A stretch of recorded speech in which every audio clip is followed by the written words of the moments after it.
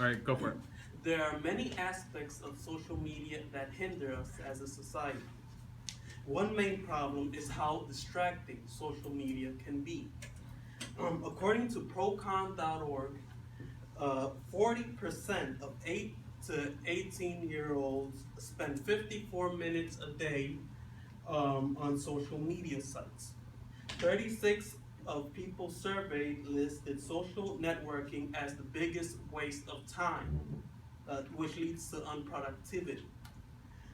When alerted to a new social media networking site activity, like a new tweet or Facebook message, users take 20 to 25 minutes on average to return to their original task. In 30% of cases, it took 2 hours to fully return attention to the original task. So this leads to my pathos story on myself. Before Easter, I gave up social media for Lent, and during the weeks leading up to Easter, I feel like I've led a more productive lifestyle. Like during my first semester, one of my biggest problems was managing the use of social media. There were times where I would spend my time on social media excessively, in mostly Facebook. So it would lead me to be distracted. Since I'm also diagnosed with ADHD, so I get easily distracted, and I would do my work and have another toolbar on social media, and then I would get easily distracted during essays or any type of project. Um, so in that month of Lent, I did my best to stray away from social media, and I found it to be extremely productive. I got all of my work done on time, and I feel much better academically. So the cons. Okay, another con of social media is the danger that it leads it leads to many risks in job reputation, such as it when when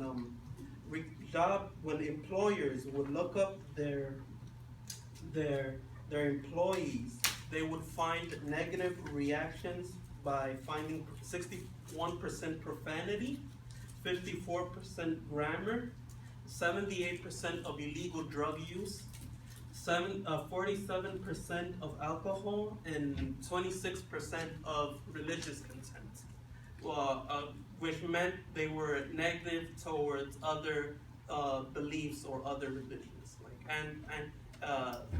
like let's say anti-Semitic content or Islamophobic content. So one key case of social media hindering one's job is the case of Democratic U.S. Senator Anthony Weiner. He was involved in a scandal because he released a sex tape. No, not a sex tape, but a sex text to a minor, and he was forced to resign in 2001 after the Twitter sexting scandal.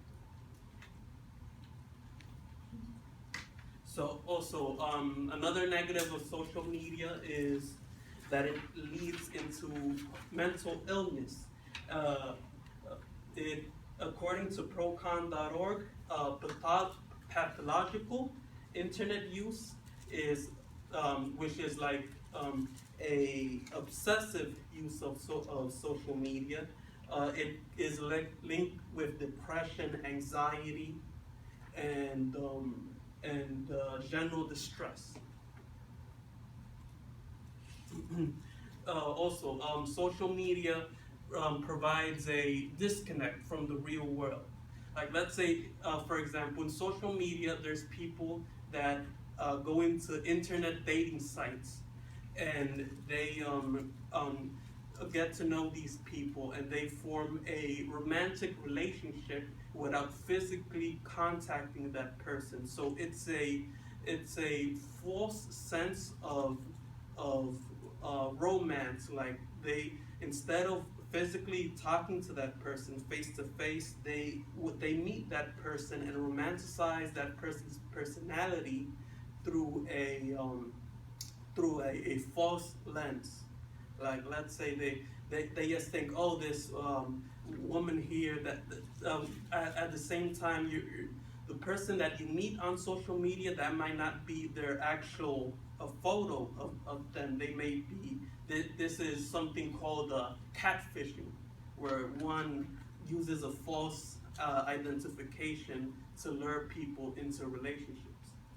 That is another huge crisis that went up since because of social media. So in retrospect, yes, there are many pros on social media, such as opportunities and communication, but our society is greatly hindered by the negatives of social media, such as unproductivity, mental illness, and a major disconnect from the real world. I'm gonna end the speech with a quote by Jim Ross, and he says, "I think there's a fear of disconnect sometimes, as communication is a huge issue for all of us, from adults to kids, as our face-to-face time and our ability to interact with each other without isolating itself to a phone. I think that has to be something that's very challenging."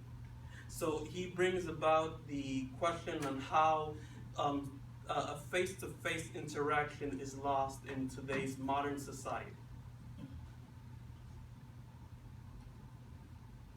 These are our references. Cool.